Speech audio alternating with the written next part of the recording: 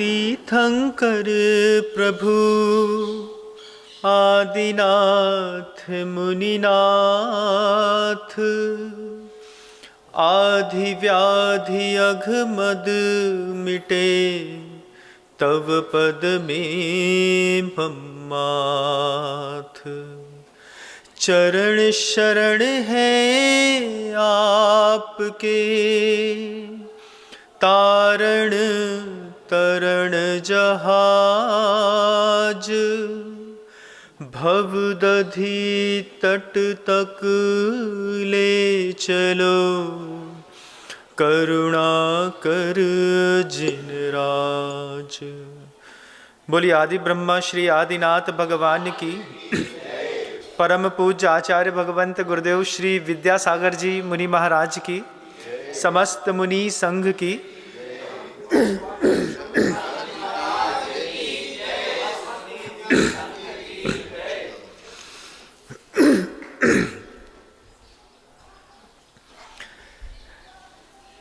कुरुवंश में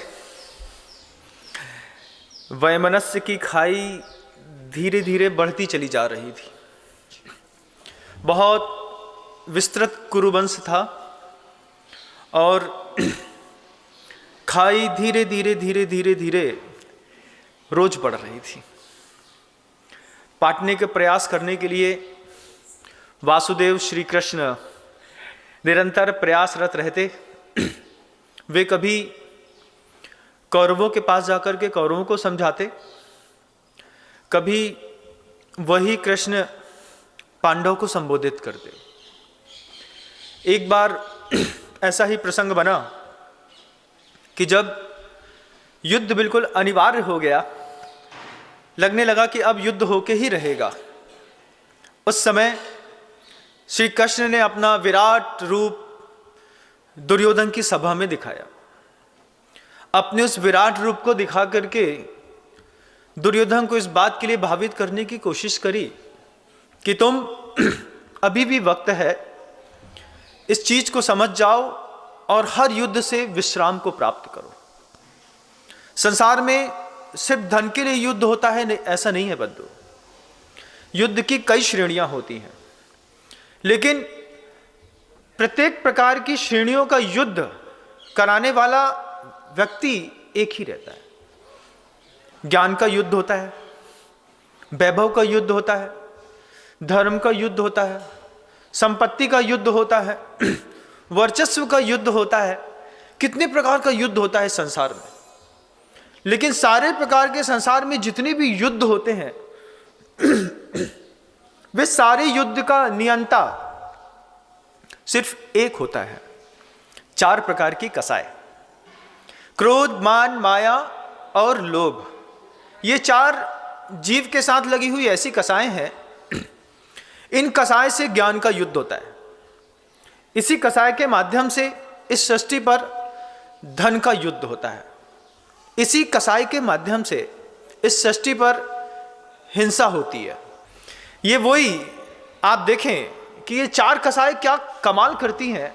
इन 4 कसायों का सहारा जब राग द्वेष और दे देता है, मोह अपनी शक्ति इसमें और डाल देता है, इसमें मिथ्यात्व चिपक करके इतना गाढ़ा बैठा होता है। ये मिथ्यात्व, राग, द्वेष, मोह और 4 कसाय दुनिया में जितने भी इस सृष्टि पर युद्ध हुए हैं, ये सारे के सारे युद्ध व्यक्ति के अंदर ज्ञान की परिभाषा को बदल देते हैं। दुर्योधन के मस्तिष्क में भी शिक्षा तो बहुत अच्छी मिली थी, लेकिन उसको कसाय नियंत्रण का कोई भी संदेश गुरुओं से मिलने के बाद भी उसने स्वीकार नहीं किया। गुरु एक थे, पांडव के भी, दुर्योधन के भी। एक ही गुरुकुल में एक ही स्तर की शिक्षा मिलने के बावजूद पांडव के अंदर का कुछ ऐसा प्रचंड पुण्य था कि उनको गुरु की हर बात समझ में आती थी। बात तो दुर्योधन को भी समझ में आती थी, लेकिन मात्र शस्त्र की, शास्त्र की कोई भाषा दुर्योधन समझना नहीं चाहता था और वह बहुत मुश्किल से जीता जाता था। इसलिए उसका नाम भी दुर्योधन रखा गया कि युद्ध में भी जिसको बड़ी कठिनाई से जीता जाता हो, ऐसा दुर्योधन। कृष्ण दुर्योधन की सभा में गए और जाते के साथ पहले तो आत्मीय निवेदन किया। जब कोई षष्ठी पर बलशाली व्यक्ति मीठे शब्दों में बात करे तो उसके शब्दों की कीमत करनी चाहिए। कोई क्षुद्र व्यक्ति मीठे शब्दों में बात करे तो उसके शब्दों की हो सकता है कोई कीमत ना भी हो, लेकिन वे श्री हरि थे। श्री कृष्ण स्वयं दुर्योधन की सभा में जाकर के और दुर्योधन से कहते हैं, धृतराष्ट्र वहीं पर बैठे हैं, भीम वहीं पर बैठे हैं, अनेक महारथी वहां पर हैं, अनेक पराक्रमी हैं, अनेक पुरुषार्थी व्यक्ति भी उस पूरी सभा में खचाखच बैठे थे उस दिन बंधुओं। जब लीलाधर श्री कृष्ण ने कहा कि सिर्फ 5 ग्राम दे दो, इतने में सब कुछ ठीक हो जाएगा। लेकिन युद्ध व्यक्ति और व्यक्ति के बीच में तो कभी होता ही नहीं। युद्ध जब भी होता है कसाई के बीच में होता है, और दुर्योधन की कसाई इतनी आसमान में थी कि महाभारत के उस पर्व में साफ साफ लिखा हुआ है। दुर्योधन कहते हैं कि सुई के अग्रभाग को धरती पर गाड़ने पर वह अग्रभाग सुई का जितना धरती के भाग को स्पर्शित करता है, उतनी भूमि भी मैं इन 5 पांडवों में से एक को भी नहीं दूंगा, उतनी सी भूमि भी नहीं दूंगा। श्री कृष्ण ने कहा होगा शायद ये बात कि सुई के नोक के बराबर भूमि दे दो। तब तो दुर्योधन ने कहा कि सुई के अग्रभाग में भी जितनी भूमि स्पर्शित होती है वो भी नहीं दूंगा। श्री कृष्ण ने पूछा दुर्योधन से बहुत मीठे शब्दों में, दुर्योधन जीवन में वैभव क्या है, किसको वैभव समझते हो? दुर्योधन बहुत देर तक श्री कृष्ण को निहारता रहा। निहारने के बाद दुर्योधन श्री कृष्ण से कोई जवाब न दिया। तब श्री कृष्ण ने ही दुर्योधन से पूछा कि दुर्योधन, दुनिया में 3 ही वैभव होते हैं। पहला, आदमी पूरी जिंदगी भर आप किसी भी चीज के लिए पुरुषार्थ करते हैं अपनी सुविधा के लिए। सुबह 6 बजे से एक रिक्शा वाला रिक्शा खींच रहा है, गाड़ी वाला दूध बांट रहा है, कोई कुछ भी कर रहा है। दुनिया में बंबई के रेलवे स्टेशनों में जितनी भीड़ लगी है, जितने लोग हापाधापी में लगे हैं, बैग पकड़े हैं, सामान संभाले हैं, ये सुबह से शुरुआत करते हैं अपनी सुविधा के लिए, सलामती के लिए। दूसरा, पुरुषार्थ करता है आदमी या तो सुविधा के लिए या फिर हम सलामत रहें, या फिर तीसरी, सद्गति के लिए। संसार में जितने भी लोग आपको रोड में चलते मिलेंगे, कोई भी व्यक्ति मिल रहा हो, दुकान में कोई व्यक्ति खड़ा हो, टीवी कोई व्यक्ति सुन रहा हो, देख रहा हो, समझ रहा हो, ये प्रवचन सुनने वाले भी लोग हों, इन सबके जीवन में सिर्फ 3 उद्देश्य रहते हैं किसी जीव के। या तो मुझे सुविधा चाहिए, या मुझे सलामती चाहिए, और या फिर मुझे सद्गति चाहिए। आप टीवी भी देखते हैं तो इन 3 में से किसी एक चीज के लिए, या तो सुविधा के लिए, सलामती के लिए, या सद्गति के लिए। आप व्यवसाय भी करते हैं तो अपनी सुविधा या सलामती के लिए। तो सुविधा जो है वो आपको पैसों से मिल जाती है। मिलती है कि नहीं? मिलती है महाराज जी। जितना पैसा कमाते हैं उतनी सुविधा मिलती है, लेकिन सुविधा से सलामती नहीं मिलती। हम इंदौर में थे, रेवती रेंज में 2 साल पहले। अरबिंदो सामने हॉस्पिटल था, और घटना का आनंद तो उस दिन आया जब अरबिंदो का जो डीन था उसके फैमिली मेंबर्स में से किसी को कोरोना हो गया, और अरबिंदो में ही फैमिली मेंबर्स को ही एक बेड ना मिला। पैसा 30 लाख रुपए, 40 लाख रुपए, 50 लाख रुपए झोले में भूसा के जैसे भर करके लाइन लगा करके लोग खड़े रहते थे। मेरी माँ को एडमिशन दे दो। सुविधा तो है, किससे? पैसे से। लेकिन पैसे से सलामती नहीं है। सलामती किसी और चीज से होती है। सलामती होती है पुण्य से।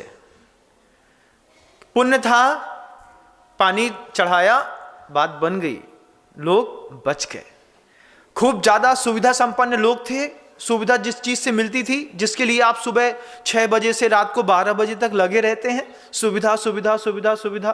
पैसा कमाने के लिए कि पैसे से क्या मिलेगा? सुविधा मिलेगी। सुविधा मिलती है, लेकिन सुविधा से सलामती नहीं मिलती। पैसे से कोई भी व्यक्ति कभी आज तक सलामत नहीं रहा। अगर सलामत रहा होता तो फिर चक्रवर्तियों के घर में किसी की मृत्यु नहीं होती। उनके यहाँ सुविधा तो बहुत थी। फिर सुविधा क्या करती है, पैसा क्या करता है कि पैसा आपके जीवन में आपको ब्रांडेड चीजों से मात्र भर देता है। 100 रुपए की शर्ट पहन सकते थे, लेकिन आपको 6/9 की पहननी थी तो आपने 5,000 रुपए की शर्ट पहन ली। शर्ट की कीमत तो उधर भी 100 रुपए की थी, सिर्फ ब्रांडेड का एक लेबल लग गया, कीमत 5,000। जीन्स 5,000 का, BMW ले ली, आपने एक अच्छा बंगलो बना लिया, आपने एक फैक्ट्री खोल ली, आपके पास अच्छी हार्ले डेविडसन कोई कार है, गाड़ी है, बाइक है, आपके पास रॉयल इनफील्ड रखी हुई है, आपकी दुकान में माल ठसाठस भरा पड़ा है। पैसे ने आपकी व्यवस्था बनाई है, पैसे ने आपको ब्रांडेड चीजों से लबालब भरा है। लेकिन ब्रांडेड चीजों से लबालब भरे होने के बाद भी आप पुण्यवान हैं, यह कहा नहीं जा सकता। श्री कृष्ण दुर्योधन से पूछते हैं कि दुर्योधन, तुम्हारी दृष्टि में वैभव क्या है? तुम्हारी दृष्टि में वैभव सुविधा है? तुम्हारी दृष्टि में वैभव सलामती है कि सदगति? दुर्योधन, तुम्हें क्या चाहिए? लेकिन दुर्योधन तो दुर्योधन था। दुर्योधन के अंतरंग में कसाय के चारों सर्फ ने एक 7 फन ऊपर उठा करके बैठा था। श्री हरि नारायण श्री कृष्ण ने वहां पर भरी सभा में पहले तो वात्सल्य की भाषा बोली। उसके बाद जब वात्सल्य की भाषा समझ में ना आई तो दुर्योधन को अपना विराट रूप का दर्शन कराया। वहीं पर श्री कृष्ण ने अपने विराट रूप को, अकल्पनीय रूप का वर्णन दिखाया जब, तो पूरी सभा सन्न हो गई। सबके पास दृष्टि थी, लेकिन दूरदृष्टि पूरी सभा में किसी के पास नहीं थी। एक भी व्यक्ति के पास ऐसी कोई दूरदृष्टि ना मिली कि कृष्ण के उस विराट रूप को देखने के बावजूद वो ये सीख जाते कि कृष्ण यहां पर विनय पूर्वक, शक्तिपान पुरुष विनय पूर्वक युद्ध की समाप्ति और खत्म करने के लिए एक दूत बनकर के आया है, और दूत का भी अपमान कर दिया।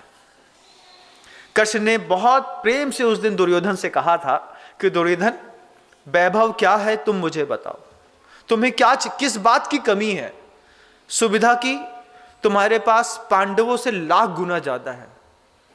सलामती अभी तुम्हारे पास तो अच्छी दिख रही है, क्योंकि सलामती आदमी के व्यक्ति के जीवन में पुण्य से आती है। बंधु ध्यान रखिएगा, इस बात को दिमाग में बहुत गहरे में लिख लेना। अगर सलामत रहना है तो पल्ले में ब्रांडेड कंपनी का पुण्य चाहिए। अभी तुम्हारा पुण्य तो बहुत घटिया स्तर का है, इतने घटिया स्तर का पुण्य है कि तुम थूकते हो तो तुम्हारी थूक में मक्खियां बैठती है। हमने तो वो पुण्यात्मा लोग देखे हैं कि जिन्होंने पान चबा करके जमीन में फेंका है तो उसमें भौरे घूमने लगे। हमने उन लोगों को देखा है इस दुनिया में कि उन्होंने बाण उठा करके पूरी ताकत से खींच करके अपने ही पैर में मारा, लेकिन वज्रवृषभ नाराज सेनन होने के कारण उनके अंदर एक इतना सा भी वो बाण तीर अंदर घुसा नहीं। हमने वो लोग देखे हैं कि जिन्होंने अपनी हाथ में पर्वत उठा लिया। तुम्हारा तो बहुत घटिया तरीके का पुण्य है, परिवार का वजन तो उठा नहीं पा रहे, तुम पर्वत क्या उठाओगे? अपना पुण्य भी टटोलो। अगर मान लीजिए आप सुविधा संपन्न हैं तो सलामती के मामले में जिस चीज की जरूरत होती है वो चीज जो पुण्य है, वो पुण्य आपके पास साधारण पुण्य है कि असामान्य पुण्य है? हमने असामान्य पुण्य के लोग देखे हैं जिसके घर में 18 करोड़ घोड़े थे, 84 लाख जिसके घरों में हाथी थे। हमने वो वैभव भी इस आंख से देखा है। बंधु कहाँ देखा है महाराज? हमको भी दिखा दीजिए। आप उसको देखेंगे नहीं, क्योंकि ग्रंथ आपकी पसंद नहीं है, वो संत की पसंद में ग्रंथ हुआ करता है। मैंने ग्रंथों में सब देखा है अच्छे ब्रांडेड पुण्य वाले जो लोग थे, जिनके यहाँ 336-56 प्रकार के रसोइया थे, हर दिन का सुबह का शाम का एक एक अलग अलग रसोइया था, जिनके यहाँ कामधेनु हजारों की संख्या में थी, और जिनका दूध निकाल करके नंदिनी को पिला दिया जाता था, और नंदिनी के दूध को फिर निकाल करके ओंट करके उससे फिर उस चक्रवर्ती का भोजन बना करता था। हमने ऐसे पुण्यात्मा इस सृष्टि पर देखे बंधु, आपने नहीं देखे होंगे। आपका पुण्य तो बहुत घटिया। कितना घटिया पुण्य महाराज कि हम मंदिर में जाते हैं, कोई हमको पलट के भी नहीं देखता। रोड से निकलते हैं तो जानबूझ करके लोग हमारे निकलने के आगे या पीछे चला करके पान की पीक हमारे सामने थूक देते हैं। देख करके बहुत बुरा लगता होगा, होता है कि नहीं? होता है। कुछ लोगों का पुण्य इतना निकृष्ट है कि उनको देखने के साथ लोग थूक देते हैं, रोड पे थूक दिया, सामने वाले का मन खराब, भले आप करोड़पति हैं, इससे नहीं।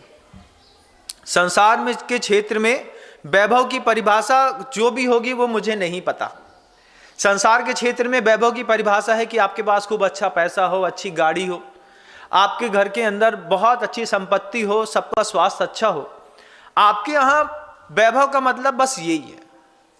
लेकिन अध्यात्म के क्षेत्र में वैभव की परिभाषा अलग है। अध्यात्म के क्षेत्र में वैभव की परिभाषा क्या है? स वैभव यह परोपभोग्यम, जो दूसरों के भोगने में आता हो, वैभव उसको कहते हैं बंधु। है तो वो आपके यहां, है तो वो आपके पास, लेकिन उसका उपयोग कोई दूसरा कर ले। ऐसा वैभव आपके घर में किस किस चीज का है, आप बताइएगा। दुर्योधन से श्री कृष्ण कहते हैं कि दुर्योधन, तुम्हारे पास क्या वैभव है? दुर्योधन बोलता है घमंड में आकर के, क्योंकि अंदर से दुर्योधन ना बोल करके चार कसाई बोल रही थी। क्रोध हावी हो मस्तिष्क पे, मान हावी हो, माया हावी हो, लोभ हावी हो, तो व्यक्ति की भाषा कब बदल जाती है पता नहीं चलता। दुर्योधन की भाषा इतनी बदल गई थी कि दुर्योधन गिनाता है, हस्तिनापुर का पूरा साम्राज्य का मालिक मैं हूं, यहां से लेकर के देवताओं तक में किसी में युद्ध करने की मुझसे सामर्थ्य नहीं है। मेरा बाहुबल देखो, मेरा सौंदर्य देखो, मेरी शक्ति देखो, मेरे पास वैभव देखो। ये सब कृष्ण देख करके मुस्कुराते रहे। जब देखा कृष्ण की ये व्यर्थ की चीजों को, पार्थिव चीजों को वैभव मान रहा है, तब श्री कृष्ण ने अपना एक विराट रूप दिखाया दुर्योधन को। दुर्योधन उस विराट रूप को देख करके भी, जब वो ऐसा वैभव था कृष्ण का, ऐसा वो विराट रूप था, उस विराट रूप को एक बार कृष्ण ने और दिखाया युद्ध के समय अर्जुन को। अर्जुन तो श्री कृष्ण का एक बार उस विराट रूप को देख करके मोहित हो गया और जो जो कृष्ण ने कहा वो मान लिया। लेकिन दुर्योधन की कसाई इतनी तेज थी, अंदर का राग द्वेष का परिणाम इतना तेज था, उसका मोह मिथ्यात्व इतना तेज था कि इतने विराट वैभव को देखने के बावजूद दुर्योधन न माना। और जब विराट वैभव को समेट करके कृष्ण वहां से वापस चले गए तो दुर्योधन बस इतना ही कहा, छलिया था, छल करके माया दिखा करके चला गया। ये दुर्योधन ने नहीं बोला, दुर्योधन के अंदर बैठी हुई उस कसाई ने बोला। वो कसाई वहां चलती रही। श्री कृष्ण ने बहुत शालीनता से पूछा था कि स वैभव यह वैभव स परोपभोग्यम, जो पर के भोगने के लिए तुम्हारे पास है उस वैभव की बात करो। दुर्योधन के पास जवाब नहीं था। कृष्ण ने उसको बहुत प्रेम से समझाया उस दिन। कृष्ण ने कहा, दुर्योधन देखो, तुम्हारे पास ज्ञान है, उस ज्ञान के वैभव से दूसरों को सुखी करो। तुम्हारे पास धन है, तुम धन से दूसरों को सुखी करो। तुम्हारे पास जमीन है, इस जमीन में अखिल ब्रह्मांड विश्व तुम्हारे हाथ में है, इसमें से सिर्फ 5 ग्राम चाहिए, सिर्फ 5 गांव। उन छोटे छोटे 5 गांव में मैं 5 पांडवों को स्थापित करके उनको संतुष्ट कर दूंगा, तुम मान जाओ। माना नहीं दुर्योधन। वो कहता, सुई की नोक की अग्रभाग को जितना भूमि स्पर्शित करती है उतनी भूमि भी इन 5 को तो नहीं देने वाला, सब मैं खाऊंगा। सुन लिया श्री कृष्ण ने, बड़ा अच्छा मुस्कुराए थे उस दिन, खूब मुस्कुराते रहे बहुत देर तक। जब किसी की बहुत तेज अनहोनी होती है तो शक्तिमान पुरुष उसको डांटते नहीं है, उसके सामने धीरे से मुस्कुरा के चले जाते। अब तुम नहीं मानोगे, ठीक है कोई बात नहीं, वो चले जाते हैं। शक्तिशाली व्यक्ति का मुस्कुराना भी बड़ा खतरनाक होता है बंधु। कई बार शक्ति संपन्न लोग जब मुस्कुराते हैं तो उस मुस्कुराहट के पीछे आने वाले तूफान को आदमी देख नहीं पाता कि अभी तो मुस्कुरा रहे हैं, लेकिन इनकी मुस्कुराहट के बाद जब ये तूफान लाएंगे उस तूफान से हम पूरे बह जाएंगे। श्री कृष्ण ने पूछा दुर्योधन से कि दुर्योधन, किसको वैभव समझते हो? आंख का वैभव तुम्हारे पास है क्या? वहां धृतराष्ट्र जिनके पास नेत्र नहीं है, अन्य मतों के अनुसार जैसा चलता है, गांधारी ने अन्य मतों के अनुसार आंख में पट्टी बांध के रखी है, नेत्र है लेकिन मोह की पट्टी आंख में बंधी है, वो नहीं देखते हैं तो मैं भी नहीं देखूंगी। ये आंख का वैभव नहीं है। दुर्योधन से श्री कृष्ण ने कहा था आंख का वैभव क्या है, पूछा, दुर्योधन के पास जवाब ना मिला। बड़ी विचार करके दुर्योधन ने कहा आंख का वैभव है कि हम बिना किसी गड्ढे में गिरे यहां से वहां तक जा सके। और यह बात भगवती आराधनाकार ने भी कही। भगवती आराधनाकार ने भी कही, चक्षुष दंसनस्य सारो सप्पादि दोष परिहरणम चक्षु होदि निरर्थम दत्थूण बिले पणंतस्य। आंख का उपयोग क्या है सृष्टि पर? आंख का उपयोग है चक्षुष दंसनस्य सारो सप्पादि दोष परिहरणम। मार्ग में चल रहे हैं, सामने से अजगर निकल रहा है, एक सांप निकल रहा है, बीच में गड्ढा पड़ा है, तो चक्षुष दंसनस्य, चक्षु से देखने का, सारो सप्पादि दोष परिहरणम, सर्प के ऊपर पैर न पड़े, गड्ढे में हम गिर न जाएं, ये तो आपका आंख का बिल्कुल सामान्य वैभव है। असामान्य वैभव क्या है कि हम अपनी आंख से किसी अंधे को इस पूरी दुनिया से पार लगा दें। आंख का वैभव आपका ठीक है, आप अपनी आंख से यहां से वहां पहुंचते हैं, अच्छी बात है, लेकिन आंख का वो वैभव नहीं है, ये तो आंख का उपयोग है जो आप करते हैं। आंख का वैभव क्या है कि आंख हमारी है और हम किसी अंधे को रास्ता पार करा दें, किसी व्यक्ति को यहां से वहां पहुंचा दें, किसी को हम सुविधा संपन्न बना दें, ये हमारी आंख का वैभव। हमारे ज्ञान का वैभव, हमारे ज्ञान के वैभव ये नहीं कि हम ग्रंथ को पढ़ करके खुद बड़े बन जाएं और संतुष्ट हो जाएं। ज्ञान का वैभव तो गुरुओं ने दिया कि केवल ज्ञान को प्राप्त करने के लिए जो लालायित थे और जिनके पास सर्वज्ञता स्थापित हो चुकी थी, उसके बाद भी उन्होंने देशना दी। शब्द का वैभव हमारे अंदर तो है, लेकिन हम तुमको दे देते हैं। अंतर्मूर्त खेल खेल लेते, बैठ जाते, केवल ज्ञान हो जाता, लेकिन नियति को यह मंजूर न था। उन्होंने वर्ष पृथक तक निरंतर जाकर के तीर्थ की उद्धार के लिए देशना दी। देशना देने के बाद षष्ठी पे वैभव बढ़ाया, शब्द का, ज्ञान का, ब्रह्म का, वात्सल्य का, अनुकंपा का। यह वैभव दुर्योधन को भी सिखाया, लेकिन दुर्योधन हार गया। दुर्योधन को 4 कसाएं परेशान करती रही। उन 4 कसाय के कारण व्यक्ति जो है संसार में 5 पाप करता है। बंधु, पल्ले में मिथ्यात्व बंधा हो, राग द्वेष बंधा हो, मोह बंधा हो, साथ में 4 कसाएं बंधी हो, तो सबसे पहले व्यक्ति हिंसा करता है। दुर्योधन हिंसा पे उतारू हो गया। श्री कृष्ण ने पूछा दुर्योधन से कि दुर्योधन, आंख का वैभव यहां से वहां जाने तक। कृष्ण कहते हैं नहीं, आंख का वैभव यहां से वहां तक, दूसरों को ले जाने तक, दूसरों को पहुंचा देंगे तब आंख का वैभव। धन का वैभव सुविधा, सुविधा नहीं, धन के वैभव से संस्कृति का निर्माण। आप कर तो सकते हैं, लेकिन आपका मन नहीं करता, आप करना भी नहीं चाहते, क्योंकि सुविधा संपन्न होना अलग बात बंधु। सलामती सुविधा से नहीं होती, सलामती पुण्य से होती है, और पुण्य में भी आपको अपनी जिंदगी में ब्रांडेड पुण्य चाहिए। अभी तो बहुत सामान्य हल्के स्तर का पुण्य है कि सुबह शाम भोजन मिल जाता है, निद्रा आ जाती है, पहनने को एक जोड़ी कपड़ा मिल जाता है, 2-4 लोग मिलकर के थोड़ा बहुत पूछ लेते हैं। ये कोई पुण्य नहीं है। पुण्य तो कुछ ऐसा हो कि आप रोड से निकल रहे हो तो अगल बगल की दुकान वाले आपको देख करके खड़े हो जाएं। पुण्य क्या है? ऐसा पुण्य है क्या आपके पास?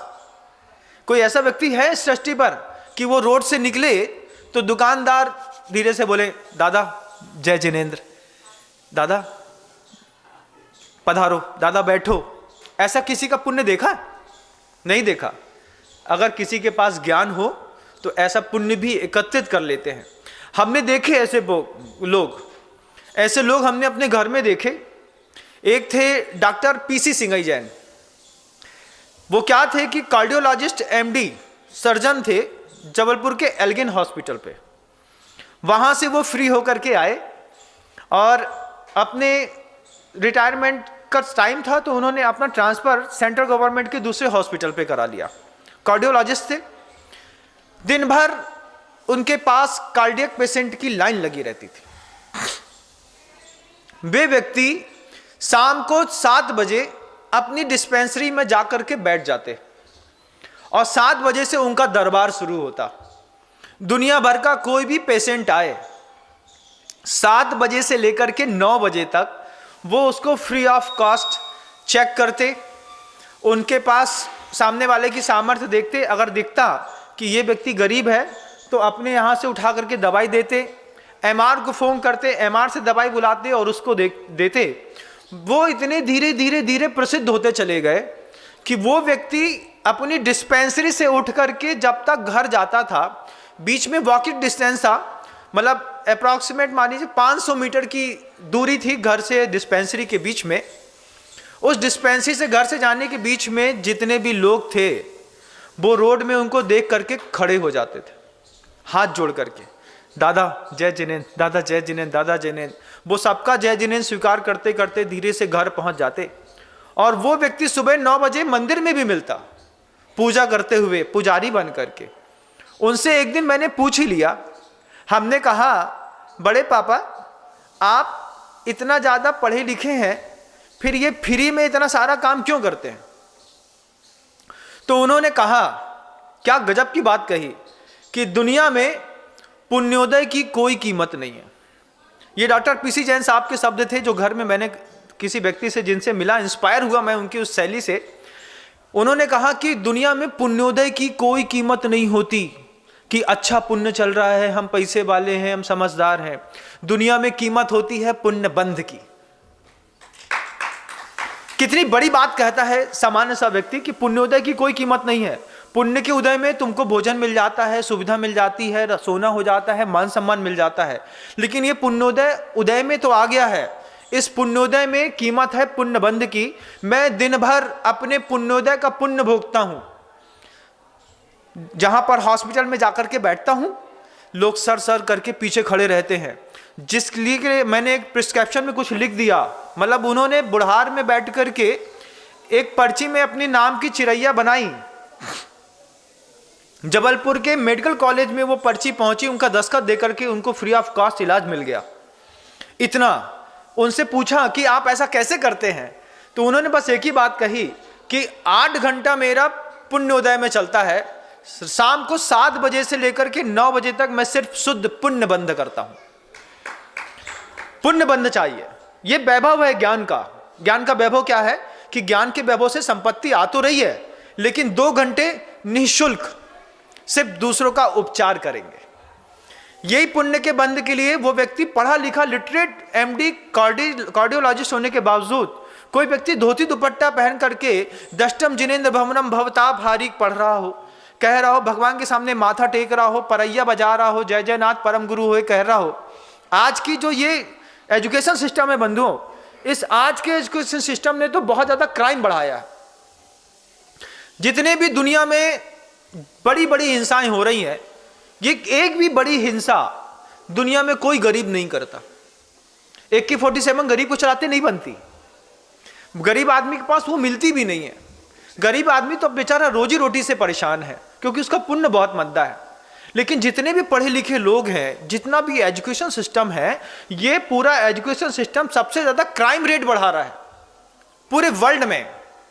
जितने भी आप कॉन्वेंट स्कूल में बच्चों को पढ़ाते हैं, और ये क्राइम रेट ऐसा नहीं कि सिर्फ हिंसा के मामले में बढ़ा रहा हो, हर चीज में क्राइम रेट बढ़ रहा है एजुकेशन से। आज की बायोलॉजिकल स्टूडेंट होगा, वो क्राइम रेट बढ़ाता है।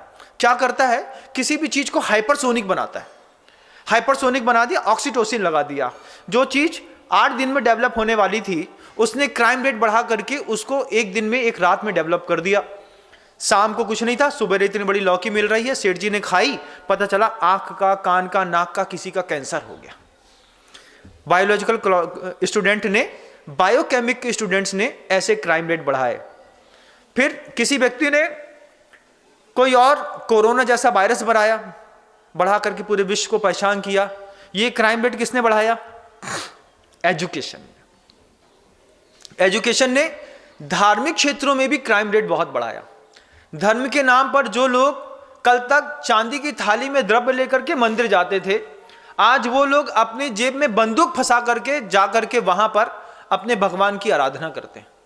बंदूक सामने रखते हैं और उसी के सामने प्रणाम करके अपने आप को धर्मात्मा समझते हैं। मंदिरों के अंदर, देवालयों के अंदर इस तरीके का क्राइम रेट किसने बढ़ाया? क्या कोई इलिटरेट जो व्यक्ति है, जिस व्यक्ति के पास एजुकेशन नहीं है, क्या वो हिंसक है? हिंसक है पढ़ा लिखा व्यक्ति। और इस जमाने में भी और उस जमाने में भी, जब महाभारत का समय था उस समय भी दुर्योधन पढ़ा लिखा था। पढ़ा लिखा होने के बावजूद दुर्योधन हिंसक बन गया।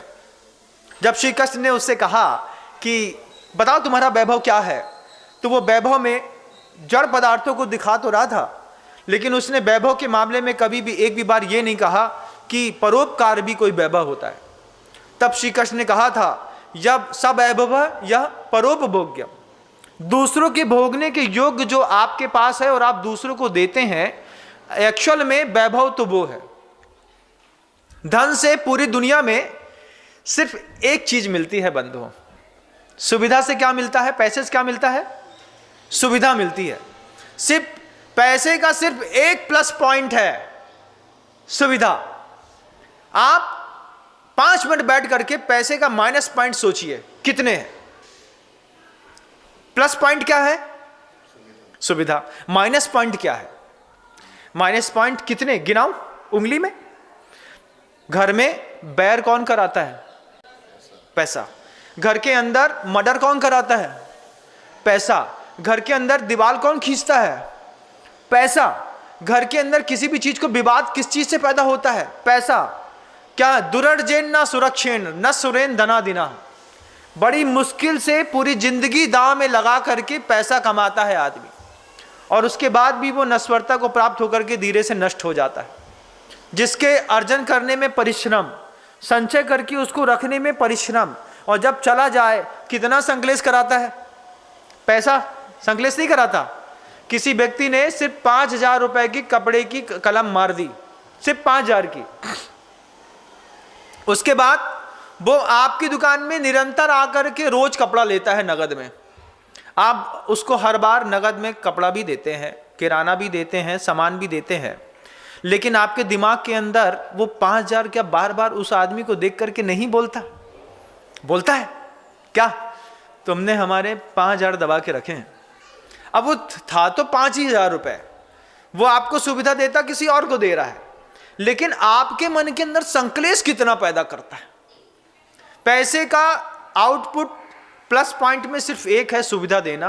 पैसे का निगेटिव चीजें कितनी है एक बार आप सोचिएगा। बलात्कार होते हैं तो पैसे के कारण, परिग्रह इकट्ठा होता है तो पैसे के कारण, हिंसा होती है तो पैसे के कारण, झूठ बोला जाता है तो पैसे के कारण, मायाचारी आदमी करता है तो पैसे के कारण, पाप का बंध करता है पैसे के कारण। हर चीज के पीछे तुमको गर्त में ले जाने के लिए वो पैसा कितना सहयोगी है। ये सहयोग कर रहा था दुर्योधन को। पांडव शांत बैठे थे दूर में, इस बात को सोच करके कि मैंने ऐसे महापुरुष को मध्यस्थता के लिए रखा है कि उनकी मध्यस्थता सर्वमान्य है, वो जो कहेंगे हम मान लेंगे। आपने अपने जीवन में, जब आपके जीवन में पैसा हर क्षेत्र में हावी है, मध्यस्थता करने के लिए क्या कभी किसी गुरु को रखा है? मेरी हिंसा में और मेरे जीवन में और मेरी जीवन में होने वाली हिंसा के बीच में मेरा गुरु मध्यस्थता करा दे। मेरी मायाचारी और मेरे बीच में मेरा गुरु मध्यस्थ हो जाए। मेरे लोभ और हमारे के बीच में मेरे गुरु थोड़े मध्यस्थता करा दें। मेरी चोरी के, मेरे झूठ, मेरी हिंसा, मेरा कुशील, मेरे परिग्रह के बीच में कोई तो एक मध्यस्थता कराने वाला हो कि इसमें हिंसा का पाप तुमको न लगे। एक भी कृष्ण नहीं है बंधुओं जीवन में। कितनी आश्चर्य की बात है। वैभव के नाम पर शून्य है आप लोग। दिखाने को तो बहुत कुछ है, लेकिन इज्जत कमानी है तो उन डॉक्टर साहब के जैसी जो मैं बचपन से देखता आया, 7 बजे डिस्पेंसरी में बैठे थे। उनकी डिस्पेंसरी के अंदर कोई व्यक्ति कितना भी वीआईपी क्यों ना हो, सुनने वाले इस बात को जानते हैं, कोई जूता पहन करके अंदर नहीं जा सकता था। कार्डियोलॉजिस्ट होने के बाद, एमडी होने के बावजूद वो कहते थे मैं झाड़ू अपनी डिस्पेंसरी में अपने हाथ से लगाता हूं, किसी को मेरी डिस्पेंसरी में जूता पहन के आने का अधिकार नहीं है। और वो जब मंदिर जाते थे तो वो ये बात को कहते थे कि ये पुण्य के बिना संसार नहीं चलता। मैं चाहता हूं कि मेरे परिवार में हर व्यक्ति पूजा करे, हर व्यक्ति पूजा करे। उनका ये उद्देश्य था। उनने अपनी वेदी बनाई और घर के प्रत्येक व्यक्ति को इंस्पायर करते थे। और एक दिन तो उन्हें बड़ी गजब की बात कही। हम जब ब्रह्मचर्य व्रत ले लिया, उनके पास जाकर के बैठे और बात करते, और उनको उस समय पार्किंसन हो गया था। हमने उनसे पूछा, बड़े पापा हाथ से लिखते नहीं बनता? बोले बेटा राइटर तो लगा लिया है, वो राइटर लिखता है, उसके चक्कर में हमको 5 रुपये लेना पड़ते हैं कि राइटर का खर्चा कैसे निकलेगा, हम अपनी जेब से नहीं दे रहे। तो जनता से 5 रुपये तो लेने लगे। उस दिन उनकी आंख में इस बात को लेकर के आंसू था कि उन्होंने जो बात कही कि हमने जीवन भर पुण्य कमाने की खूब प्रयास किए, लेकिन लगता है कि ये पुण्य हमारे बाद यहीं पे खत्म हो जाएगा।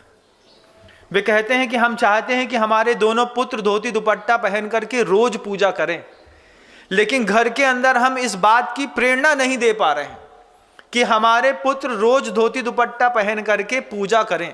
और बोले जिस जिस से मेरे संबंध है मैं चाहता हूं सब कोई पूजा करें, लेकिन मैं लोगों का शरीर का इलाज तो कर सकता हूं, घर के अंदर मैं लोगों की मानसिकता का इलाज करने में भी अपने आप को असक्षम पा रहा हूं।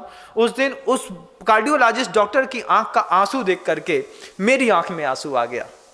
मैंने कहा कितना द्रवित होता है एक पढ़ा लिखा व्यक्ति, अगर समझदार है तो वो चाहता है कि मेरे दोनों बच्चे द्रव्य से पूजा करें, प्रत्येक दिन करें, प्रत्येक दिन अभिषेक करें, प्रत्येक दिन शांति धारा करें।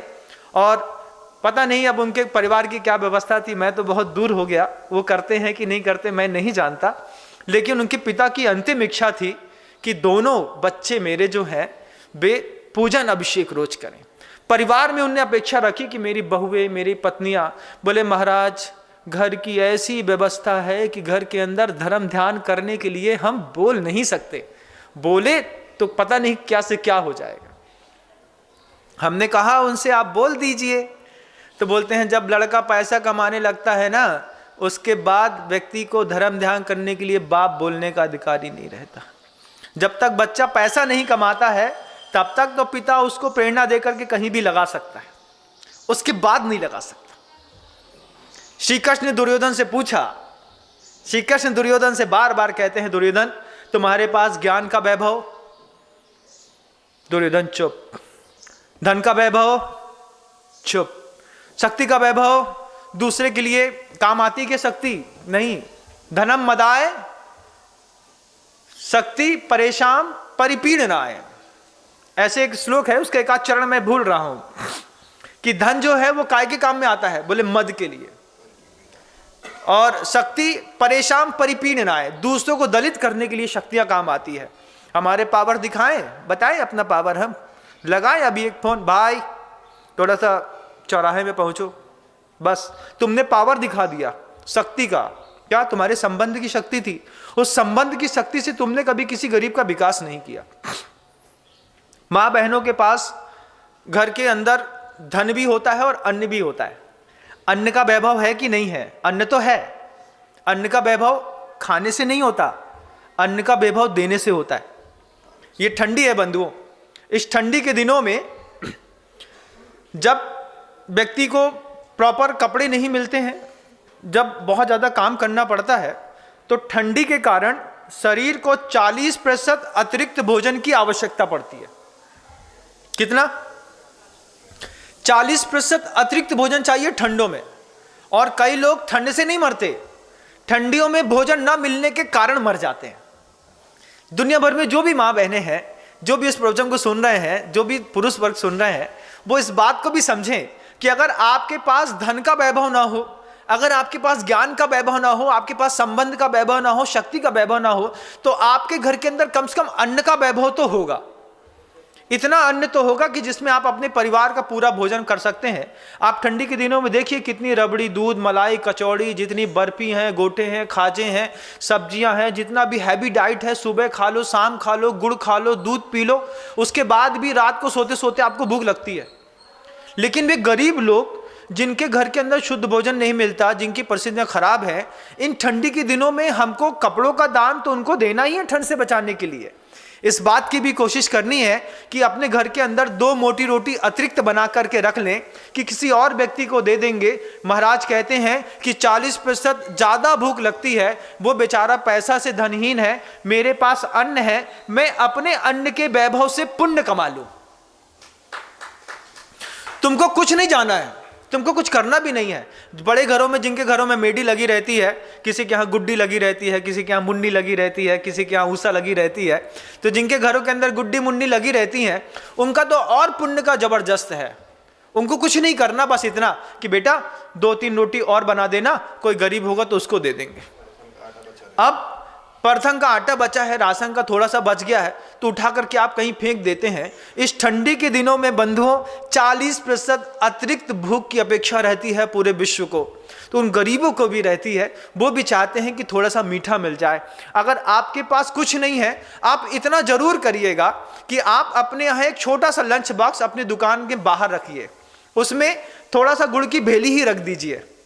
गुड़ को कुछ नहीं करना, थोड़ा सा गर्म करके पका करके एक बार वापस वहीं पे रख दिया, जमा दिया, और उसमें 2 रोटी रख दी। ये अतिरिक्त दान भी अन्न का आपके पुण्य के वैभव को बढ़ाने के लिए कारण बनेगा। क्यों महाराज, क्या सब कोई अपना पेट नहीं भरते? पेट तो सब भर लेते हैं, लेकिन जिसके पेट में पित्त प्रकोपित होता है वो व्यक्ति जानता है कि जितना भोजन चाहिए था उतना नहीं मिलता। गरीब लोग टीबी से मरते हैं, गरीब लोग कैंसर से मरते हैं, और कई जितने सारे गरीब लोग हैं जो सिर्फ भूख से मरते हैं। बंधु, इस ठंडी में जितना ज़्यादा दूसरे की शरीर की सुरक्षा करने की आवश्यकता है, हमारी ये करुणा बोलती है कि हमको अभी इस ठंडी के दिनों में कुछ अपने अन्न का वैभव देकर के भी पुण्य कमा लेना चाहिए। पुण्य कमाने का तरीका है, करुणा दान बहुत बड़ा तरीका होता है बंधु पुण्य कमाने का। श्री कृष्ण ने दुर्योधन से कहा कि दुर्योधन तुम कुछ तो वैभव संपन्न दिखो। दुर्योधन ने सरासर उनकी बात नकार दी और कृष्ण को उद्वेलित कर करके वहां से बाहर कर दिया। कृष्ण वापस लौटते हैं पांडव के पास, और पांडव से कृष्ण कहते हैं अब युद्ध होके रहेगा, युद्ध होना ही है।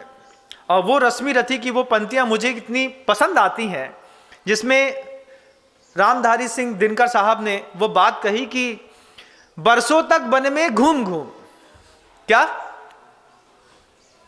बरसों तक वन में घूम घूम बाधा विघ्नों को चूम चूम, सह धूप घाम पानी पत्थर पांडव आए कुछ और निखर।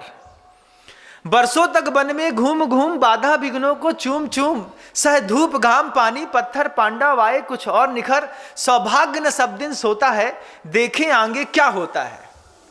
मैत्री की राह बताने को, सबको सुमार्ग पर लाने को, दुर्योधन को समझाने को, भीषण विध्वंस बचाने को भगवान हस्तिनापुर आए, पांडव का संदेशा लाए। दो न्याय अगर तो आधा दो, उसमें भी यदि बाधा हो तो दे दो केवल 5 ग्राम, रखो अपनी धरती तमाम, हम वही खुशी से खाएंगे, परिजन पर असी ना उठाएंगे। दुर्योधन वह भी दे न सका, आशीष समाज का ले न सका, उल्टा हरि को साधने चला, जो था असाध बांधने चला। जब नास मनुज पर छाता है, पहले विवेक मर जाता है। जब नास मनुज पर छाता है, पहले विवेक मर जाता है। हरि ने भीषण हुंकार किया, अपना स्वरूप विस्तार किया, डगमग डगमग दिग्गज डोले, भगवान कुपित होकर बोले, जंजीर बढ़ाकर बांध मुझे, हाँ हाँ दुर्योधन साध मुझे, हाँ हाँ दुर्योधन साध मुझे। यह देख अटल मुझमें लय है, यह देख विश्व मुझमें लय है, मुझमें विलीन झंकार सकल, मुझमें लय है संसार सकल। अमृत फूलता है मुझमें, संहार झूलता है मुझमें, पड़ जाती मेरी दृष्टि जिधर, हंसने लगती है सृष्टि उधर। बांधने मुझे तू आया है, जंजीर बड़ी क्या लाया है। यदि मुझे बांधना चाहे मन, पहले तू बांध अनंत गगन।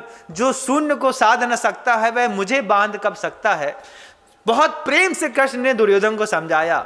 फिर दुर्योधन को बोलते हुए कृष्ण बोल के चले गए कि हित वचन तूने नहीं माना। क्या नहीं माना?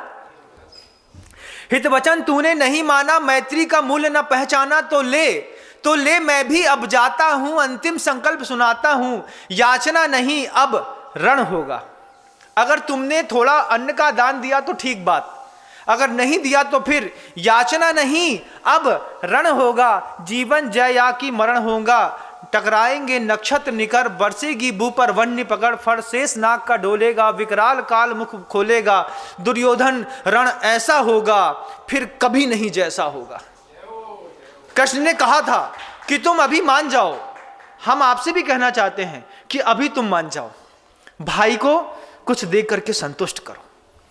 कृष्ण ने दुर्योधन से कहा, दुर्योधन रण ऐसा होगा फिर कभी नहीं जैसा होगा, भाई पर भाई टूटेंगे, विषबाण बूढ़ से छूटेंगे, वायल श्रृंगार सुख लूटेंगे, सौभाग्य मनुष्य के फूटेंगे, आखिर तू भूसाई होगा, हिंसा का परदाई होगा। थी सभा सन्न सब लोग पड़े, चुप थे या बेहोश खड़े, केवल दो नर ना अघाते थे, सौम्य विनम्र सुख पाते थे।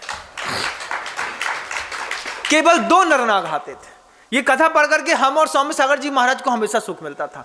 हम बार बार एक ही चीज कहते थे कि देखो कृष्ण कितने अच्छे से समझा रहा है दुर्योधन को कि अगर रण ऐसा होगा, कैसा होगा कि भाई पर भाई टूटेंगे, विषबाण बूंद के छूटेंगे, वायल श्रृंगार सुख लूटेंगे।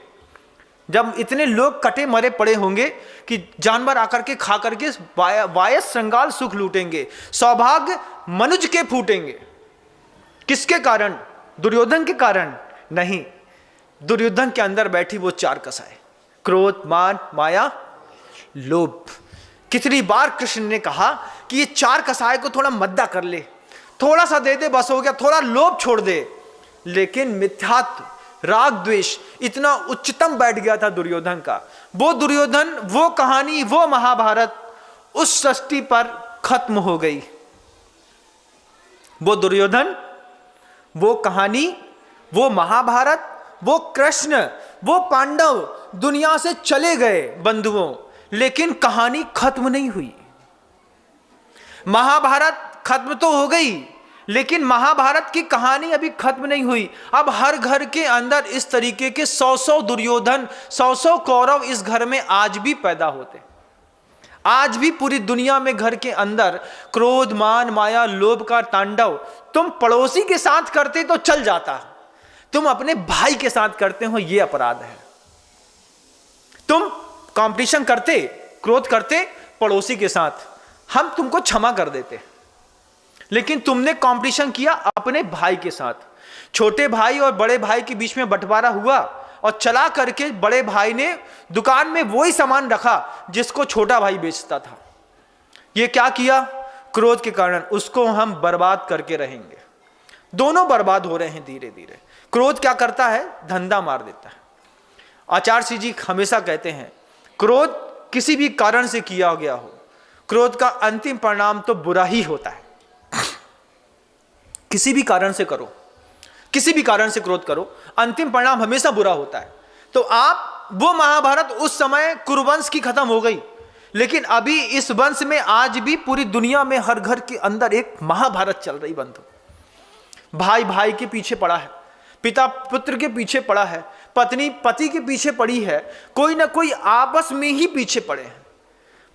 मुट्ठी भर में पूरी दुनिया के 800 करोड़ लोगों में से आपको सिर्फ 5 लोगों से कॉम्प्रोमाइज करना है, और आप 5 लोगों के बीच में कंपटीशन कर रहे हैं। 5 लोगों के बीच में आप कंपैरिजन कर रहे हैं। 5 लोगों के बीच में एक चीज चाहिए, कॉम्प्रोमाइज। पिताजी से कॉम्प्रोमाइज, पत्नी से कॉम्प्रोमाइज, बच्चे से, भाई से कॉम्प्रोमाइज। बच्चे भाई से, पिता पत्नी से, 5-7 लोगों के बीच में रहना है। दुख में सुख में वही लोग काम आने हैं, सोर सुतक उन्हीं के बीच में लगनी है, उन्हीं के बीच में खेलना कूदना है। उसी के रहने और नहीं रहने से तुम्हारे अंदर हर्ष और विषाद होता है, और उसी के लिए तुम कोर्ट में केस लगाने चले गए।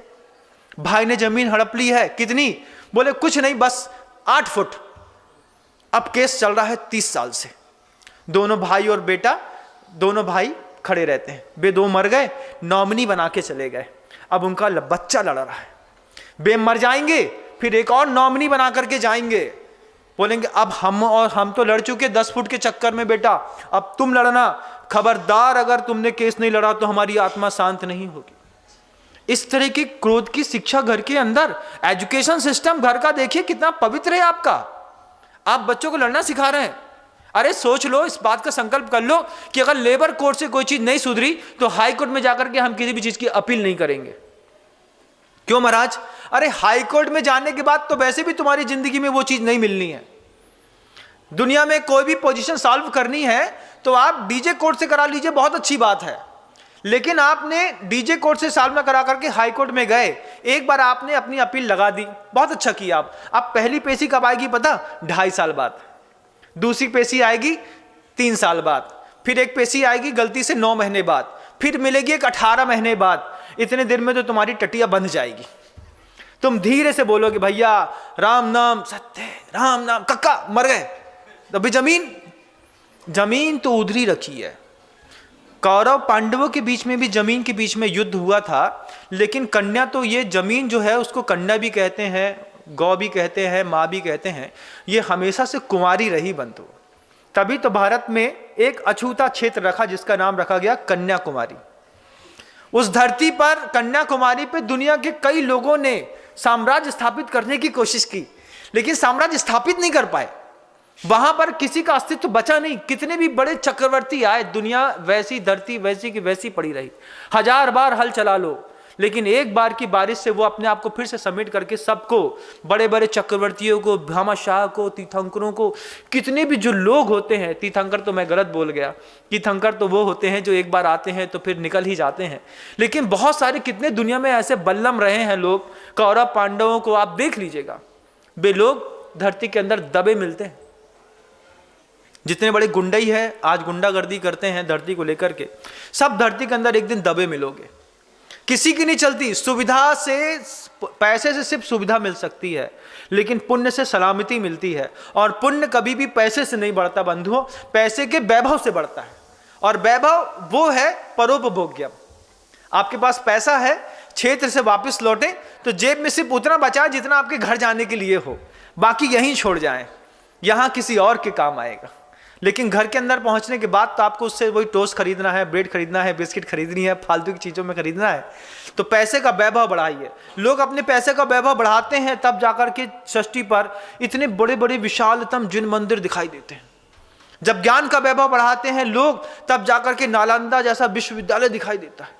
जब लोग व्यक्ति अपनी शक्ति का वैभव बढ़ाते हैं, जब एक सामूहिक कर्तव्य करने के साथ आप देखिए कि वहां पर किस तरीके से अयोध्या में राम मंदिर बन रहा है, एक सामूहिक कलव एकता बलम, कभी तो कोई सूत्र है कि नहीं है।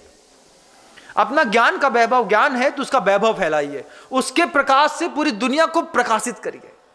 कृष्ण ने कहा दुर्योधन से कि दुर्योधन रण अब ऐसा होगा फिर कभी नहीं जैसा होगा। दुर्योधन बिल्कुल भी नहीं माना। उस षष्ठी की वो महाभारत तो खत्म हो गई, लेकिन उस महाभारत का डेमो आज भी हम अपने घर के अंदर कर रहे हैं। घर के अंदर 4 भाई हैं, उन 4 भाइयों में से एक भाई ने 3 भाई का पूरा हिस्सा हड़प लिया, वही दुर्योधन है। आज नहीं तो कल काल कवलित होगा और उसके मरने पर पूरे परिवार के लोग हर्ष मनाएंगे। कितने सारे ऐसे लोग हैं, आप आंख बंद करके एक बार आत्ममंथन करके देखिएगा बंधुओं कि घर में कितने लोग ऐसे हैं जो आपके मरने के लिए भगवान की पास जाकर के प्रार्थना करते हैं। जे बब्बा कब मरे, जे पापा कब मरे, मेरा भाई कब मरेगा, उसके बाद मैं इस मकान में अपना हक जताऊंगा। अगर आपके धन के वैभव से लोग आपके मरने के लिए प्रार्थना करने लगे हैं तो ये समझिएगा कि आप ही उस कुरुवंश के अभिनव दुर्योधन हैं। इस अभिनव दुर्योधन को सजग करने के लिए एक वात्सल्य का कृष्ण आपके जीवन में आता है। आज कृष्ण नहीं आएंगे, लेकिन कृष्ण का दिया होगा वो वात्सल्य। कितने मीठे शब्दों में, कितने प्रेम से समझाया था कृष्ण ने दुर्योधन को कि दुर्योधन अभी भी वक्त है, सिर्फ 5 गांव दे दो। दुर्योधन कसाय के बसीभूत होकर बोला, नोक में जो जमीन आती है ना वो भी नहीं देंगे, जो उखाड़ते बने उखाड़ लेना। घर का बंटवारा ओरली कर लिया। अब कोई बोले कि भैया थोड़ा सा बाथरूम बनाने में दिक्कत हो रही है, 3 फीट जगह और मिल जाए, अपना देखो, यहां तो घुसने की सोचना ही मत। अरे भैया भाई है वो तुम्हारा, अभी जब तुम मर जाओगे तो वो तुम्हारी तेरी करेगा और तुम उसी के लिए तो इतना सा धन देने के लिए तैयार नहीं हो। क्यों अपने घर के अंदर हम महाभारत खींचने में उतारू हैं, हमको नहीं पता, लेकिन हमको उसमें आनंद बहुत आता है। पैसे का सिर्फ एक प्लस पॉइंट बनते हो, क्या? सुविधा। माइनस पॉइंट कितने हैं संसार में? उस महाभारत से आपके घर की महाभारत में आप जोड़ लीजिएगा, और उस महाभारत से आपके घर की महाभारत अगर सुधारनी है तो सिर्फ एक ही कृष्ण है इस पूरी दुनिया में, वात्सल्य। कि भाई जिसके ऊपर क्रोध आ रहा है उसके ऊपर हम अपने अंदर से एक वात्सल्य की धारा बहाएं। कोई बात नहीं, तुम ले लो, घर की चीज घर में रहेगी, पड़ोसी तो नहीं ले रहा ना, पड़ोसी कब्जा कर ले तो फिर वही दोनों भाई जो आपस में एक केस लड़ा हुआ है, लड़ते हैं कोर्ट में, भी दोनों मिलकर के पड़ोसी से भी लड़ते हैं। बोले हम वैसे तो 100 और 5 अलग अलग हैं, लेकिन तुम्हारे चक्कर में हम 105 हैं। लेकिन संकलेश कितना है सृष्टि पर, है कि नहीं? आप लोग के घर में तो नहीं होगा, जैनों के घर में तो बड़े धर्मात्मा लोग रहते हैं, बिल्कुल अहिंसक, शुद्ध अहिंसक, रोज जाते हैं मंदिर में पूजा करते हैं। महाराज हम तो भाई को बहुत प्यार करते हैं, जान दे सकते हैं उसके लिए। किसकी? अपनी? किसी और की महाराज, अपनी तो ना हो पाएगी। क्यों नहीं हो पाएगी भाई? क्यों? भाई है वो तुम्हारा, एक ही माँ के गर्भ से पले पड़े पुसे हो, एक ही माँ का दुग्ध पान किया है, एक ही माँ की छाया के नीचे संस्कारित हुए हो, फिर इतना फर्क कैसे आ रहा है तुम्हारे उसके जीवन में? महाराज कोई तो दुर्योधन की पोजीशन निभाएगा ना? हाँ निभाएगा। आप ही ने ठेका लिया है क्या? है तुम्ही लोगों ने सब ऐसा करने का ठेका ले लिया। सोचो घर के अंदर कितनी महाभारत ऐसी हैं, विध्वंसकारी हैं, आज भी हम लिखते हैं और रोज लिखने के लिए उतारू रहते हैं। बात्सल्य को उठा करके खूंटी में ऐसे टांग दिया जाता है, और 4 कसाय क्रोध मान माया लोभ 5 प्रकार के पाप कराने के लिए प्रत्येक समय प्रेरणा देती है। प्रत्येक समय तुम्हारा क्रोध हिंसा कराने के लिए तुमको अपने आप प्रेरणा देता है। इस हिंसा को कंट्रोल करने के लिए एकमात्र साधन है कि हम सुबह सुबह उठ करके भगवान के नाम का स्मरण करते, मंदिर में जाकर के पारिवारिक सामूहिक पूजन करते। जिनके घर के अंदर महाभारत का तांडव हो रहा है, वे लोग रविवार के दिन सामूहिक एक शांति विधान का नियम बस ले लें। अपने मंदिर जी में रविवार के दिन हम एक शांति विधान करेंगे, 1-1.5 घंटे में खत्म हो जाता है। किस लिए करना है? पारिवारिक सामंजस्य बनाने के लिए भी धर्म ध्यान जरूरी है महाराज। वो पारिवारिक सामंजस्य बनाने के लिए आपके अंदर की वो चेतना जागृत ही नहीं होती, और घर के अंदर क्या बोलते हैं, हमारा लड़का मंदिर, अरे कुछ नहीं होता, आइडियोलॉजी है यार, क्या फालतू मंदिर अंदर की बात, ऐसा बोलते हैं, ऐसा जैसे बहुत ज़्यादा पढ़े लिखे हो गए, engineer, MBA, CA, CFA, IITians, ये मंदिर के जाने से बिचकते हैं। क्योंकि क्राइम की जो पोजीशन थी, वो हिंसा का वातावरण सिर्फ पढ़े लिखे लोगों ने, एजुकेशन सिस्टम ने सिर्फ देश में नहीं मचाया, धार्मिक माहौल में भी हिंसा का वातावरण इन्हीं पढ़े लिखे लोगों ने मचाया। आज व्यक्ति इतना वल्गर हो गया है कि वो अपनी सुविधा के लिए दुनिया के हर काम कर सकता है। मंदिर जाने में उसको बड़ा अपने आप को नीच समझता है। वो समझता है लोग क्या कहेंगे। तुम कभी नहीं गए हो तो लोग कहेंगे कि सुबह का बुला शाम को घर वापस आ गया। तुम्हारे जाने पर लोगों को खुशी होगी, कोई तुमको बुरा नहीं कहेगा, तुमको जाना चाहिए। लेकिन हमने जाना बंद कर दिया। ये हमारी शिक्षा, ये हमारे यहाँ का दुर्योधन पना, ये सिर्फ 4 कसाय दुनिया में बंधुओं 5 पाप करने के लिए निरंतर प्रेरणा देती है।